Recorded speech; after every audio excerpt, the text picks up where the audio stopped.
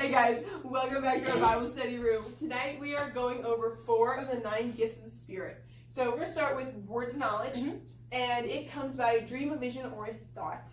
And it is not just some random info that God gives you. He gives it to you for a purpose, for a reason. Yeah, absolutely. So a word of knowledge. So if you're ministering to someone and God drops the word Sally in your spirit, and you ask that person, hey, is your name Sally, or do you know someone with that name? And if they say, my grandma's name is Sally and she's really struggling right now with cancer, or she's struggling financially and she could really use some prayer, then you're able to minister and to pray for them. Yep, exactly. So it unlayers their life. It has its unlayering their life. It layers their faith, because they're like, whoa, there's no way you can know that. Only God can know that. Exactly. And we know somebody personally, and he says that usually a word of knowledge will seriously be very simple and just be like a word or like a very simple vision. And when he steps out in his faith and he acts on it, then it unfolds into something wonderful that God is doing. It's good. So yeah, it's good. Awesome. All right.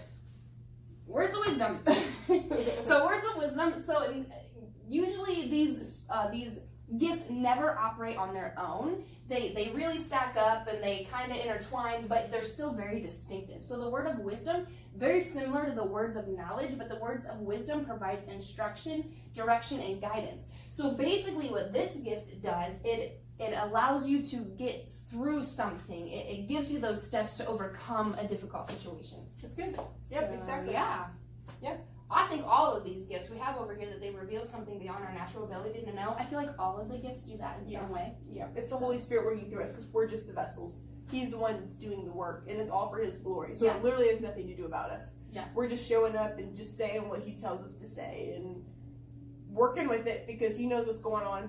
He knows so much more than what we do. Absolutely. Absolutely. Then we have prophecy. So the gift of prophecy. So this is what it is and this is what it does. So it edifies, it comforts, and it exhorts. So in other words, it builds up, it reignites faith or relationships with God, and it draws you near, it encourages, it strengthens, or it has a little hook. I call it the Holy Spirit hook.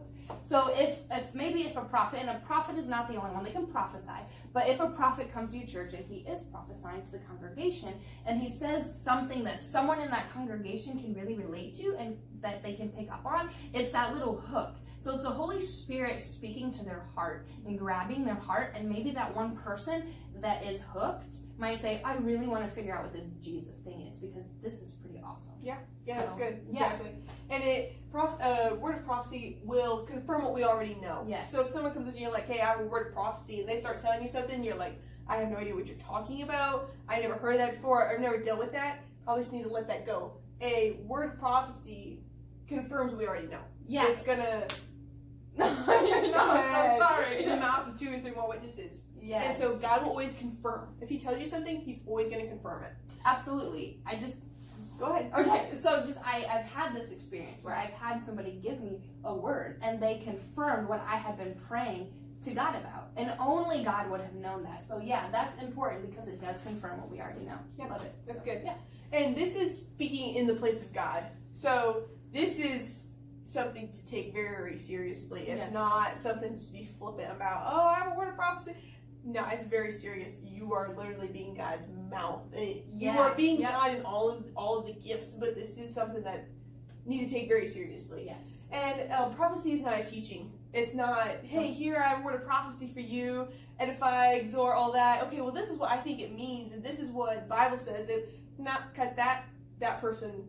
Their responsibility is to then go and check that out, not for you to teach them or preach to them. Yeah, let God do all that detail stuff. Exactly. Yeah, absolutely. Yep. So then we have the discerning of spirits. So the discerning of spirits is very different from natural discernment. We all have the ability to naturally discern. That basically translates into making a judgment. Mm-hmm. So like if we see a guy with straggly hair, I told this story. If we see a guy with like long straggly hair, he's not bathed, and he has holy clothes on, and he's carrying a bag, he's probably homeless. We can discern that. We can judge that. So discernment is it's something physical that we can see naturally with our natural eyes. The spirit of discerning the gift of discerning of spirits. Mm-hmm. Goodness, good job. Yeah, that allows you to see beyond what the eye can see. Yep. So the spirit that's at work, basically. Yeah, exactly. Helps you become aware.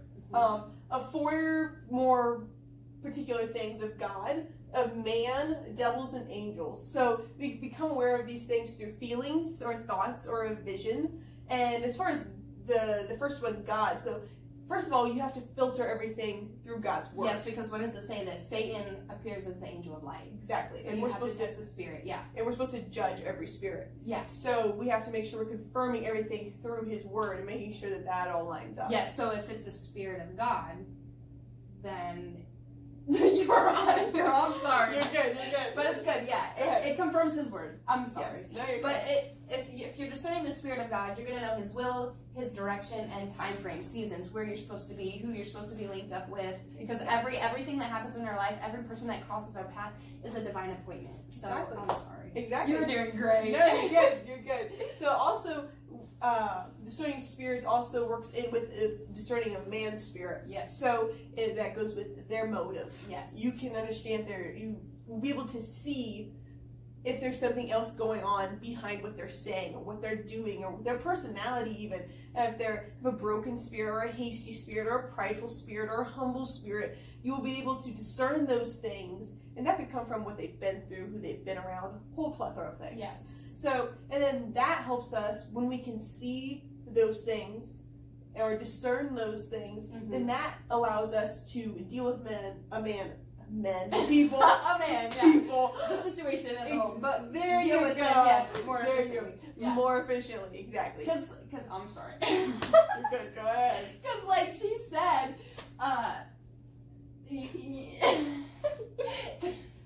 the spirit behind it. So what happens if you get in an argument? Say she and I get in an argument. And, I mean, it's horrible. She's mean and she's crazy.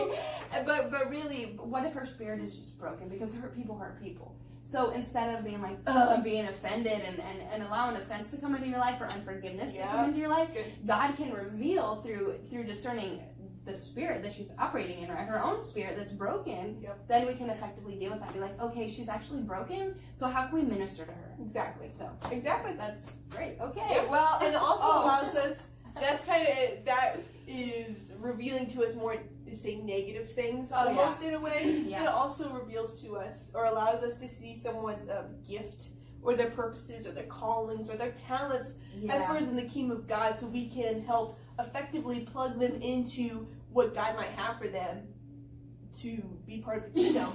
You know, wherever He needs them to be. Because as a church, we need everybody. We need each other. We do. We're all members, but part of one body. Exactly. Yeah. So, I think that's it. Yeah, I think that's we a did really it all. quick overview. Very quick.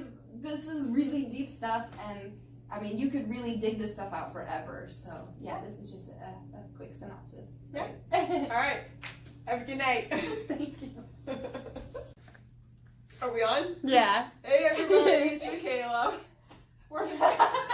We're back tonight. So, we're just going to kind of go through them with you and go from there. Okay, cut. I can't. That was bad from the get-go.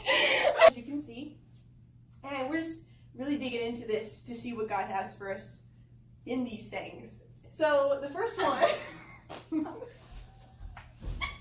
No, but it reminds me of the story of Elisha. Okay. In the Bible, where the widow, this woman came to Elisha, the prophet, and her husband just died. Her kids were getting taken away. She had no money. She had no food. And she was like, listen, they're going to take my kids. What? Are you looking at me?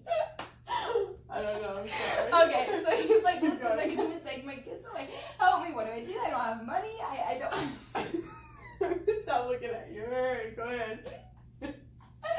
Alright, and so Elisha was like, well, what do you have in your home? And she was like, well, I have a jar of oil.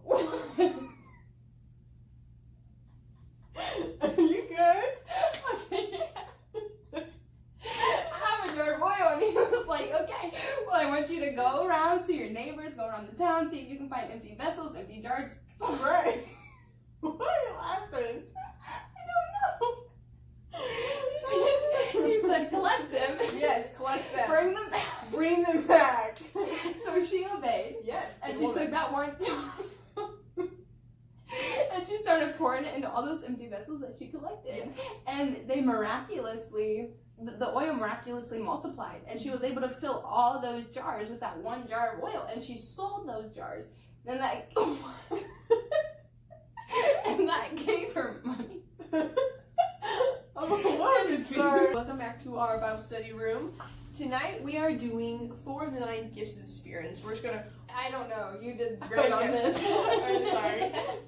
So, can we start over? Please. All right. Hey guys, welcome back to our Bible study room. Tonight we're going over 4 of the 9 gifts of the spirits.